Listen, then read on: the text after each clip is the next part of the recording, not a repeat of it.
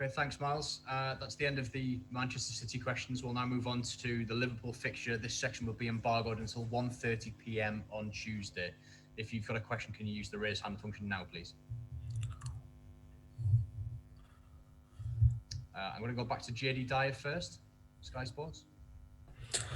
Steve, this is usually the part where we ask you about sort of the squad fitness and everything turning around, but it's such a short turnaround. I think I'm more going to be quite specific. I heard Jamal was back in training this week in terms of light training, which is good news. Also wanted to know how Saint-Maximin has been in terms of his recovery and all of the other players, because you have been hit by COVID probably worse than a lot of other teams in the league. There's a slightly better news on the skipper. He's making inroads to join in with the team. Done a little bit of light stuff. Unfortunately, we're still weeks away with Saint-Maximin, unfortunately. So they're the main two concerns. And as I've just said, when I heard Man City got 2 players yesterday, I hope for their sake that it only stays there, because if it gets a hold of a group of you, then it's very, very worrying indeed. As a manager who's so experienced in terms of managing in the top level, in terms of the Premier League and also the Championship, you understand how difficult this Christmas period can be and how decisive it can be in terms of your season. What do you do in these short 2-day turnarounds? How do you try to... Well, all you can do is recover, and you hope that the lads who've been sick, obviously, you see how they are in their recovery. So that's all you can do, is make sure that they eat and sleep well and recover and get ready to go again, which is another game on Wednesday, which we knew was a really, really hectic schedule. But hopefully we'll have a couple others back, and we'll see what Wednesday brings. Can we expect to see Callum back into the fray? I see that obviously he was rested tonight. Yeah, he's had a knock on his ankle, which I didn't really want to risk him and make him worse with it. You know, he's played 4 games in something like 12 days. So I had to try and protect him and somehow. But hopefully he'll be ready to go on Wednesday.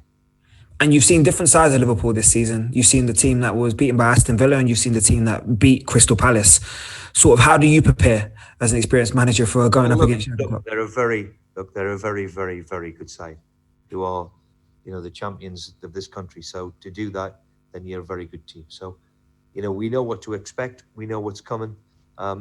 We need to go and perform like we did tonight, and have that little bit more in the final third. But up until, for large periods of the game today, we've got to show the same resilience against a very good Liverpool team. You've been speaking, finally, just for me, you've been speaking a lot about wanting this quality in the final third. Naturally, Callum's inclusion, if he does play, will give that to you. But what else are you looking from some of your other players when you talk about this quality consistently? Well, I mean, that's the hardest part of the game, of course, is to score a goal and create a goal. That's why the strikers cost the most money, or the number 10s, or the wide players. So, we've missed Callum, of course. He's been a really big plus for us from the start of the season. Hopefully be ready to go for Wednesday, as I've said. And that little bit of quality, who knows, might make the difference. Cheers, Steve. Thank you very much, mate. Thank you. Thanks, JD. Matthew Raisbeck, BBC Newcastle. Thank you. Hi, Steve.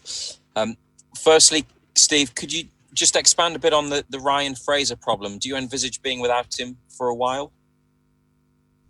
Yeah, he hurt his groin, and we've had an ongoing cycle with Ryan, either with hamstring or groin, and we all know that he didn't play until last March, so he's got a few problems in terms of muscle-wise. How long he's going to be, I don't think he'll make Liverpool, and the week after is still a bit early as well, but we'll see how he is. And a couple of other players who weren't involved against Manchester City, Hendrick, Shelvey and Dummett, are they okay, or have they picked up injuries? Hendrick and Dummett are not well.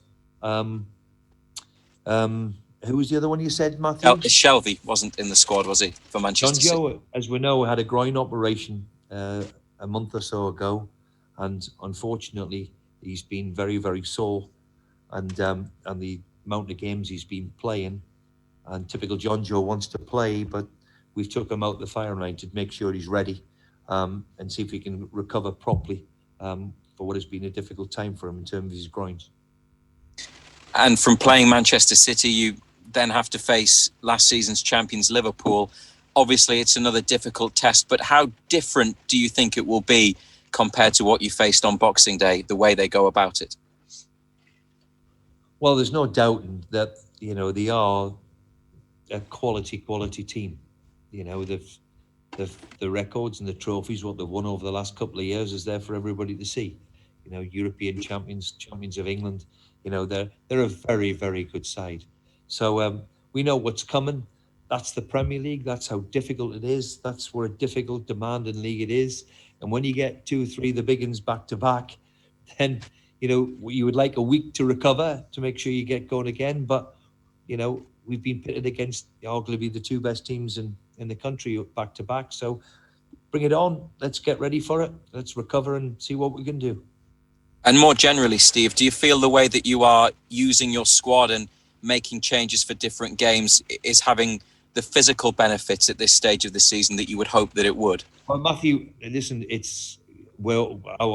have been shooting in the dark a little bit. For example, I didn't think Fab Shah would be available, but he trained a couple of days and said he feels fine. It'll be interesting to note now how his recovery, because Fedi was the same. So it's been very, very difficult in that respect. And when you've got, the numbers that we had, then of course it's difficult to manage. The one thing you want is a fully fit, healthy squad, but this thing hangs around, washes over them. And yes, they prove negative, but it hangs around from them for weeks, like Fab Shah, for example. So let's hope that they're all okay, and we'll see how they recover in the next couple of days. Thanks very much, Steve. Appreciate it. Thanks, Matt. Thanks, Fraser. We have 4 raised hands left, and we'll go through those. Chris Watt first. Hi, Steve. You said before in the previous part of the press conference that your remit is to keep Newcastle in the Premier League. I mean, you said a couple of times since you've come in that you aim for top 10. I mean, has that changed? Has the remit changed, or has the remit always been to stay in the Premier League? No. The remit hasn't changed, of course. The remit has been like that since I walked through the door, but my attitude towards it is we've got to try and aim towards the top 10. That's what I've said. We were 2-3 positions away from it last year. And over the course of the season, you are where you are. So, that's all. I'm just putting the simple facts out there. Of course, we would all like to be shooting for the top 10, but the first thing we must do is obviously remain a Premier League outfit. Nate Williams.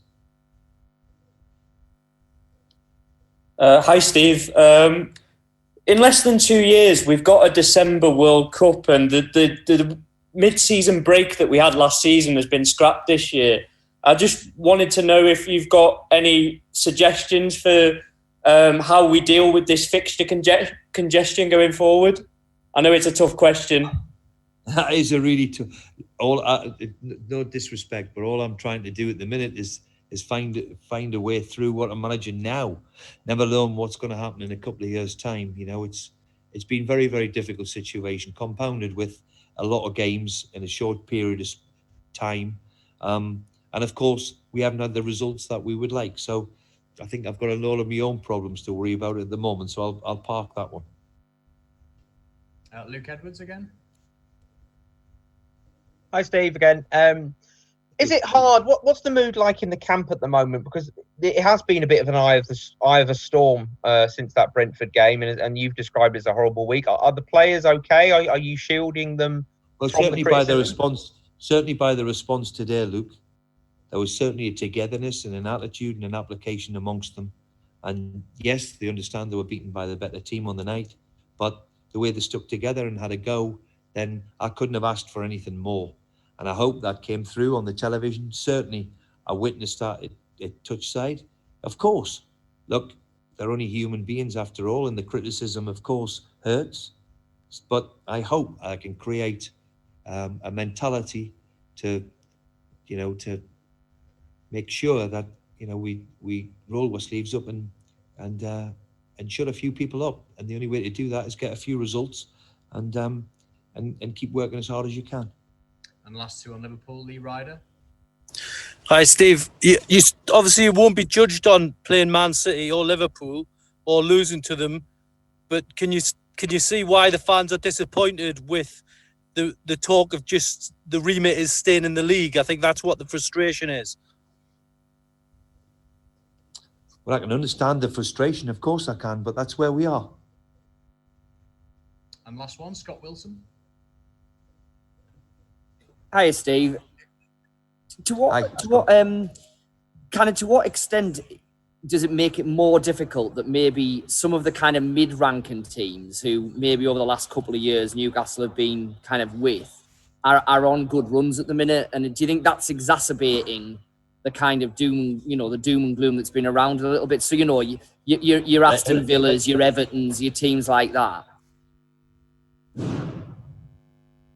Look, Scott, I can understand the frustration, and I'll just reiterate what I've just said.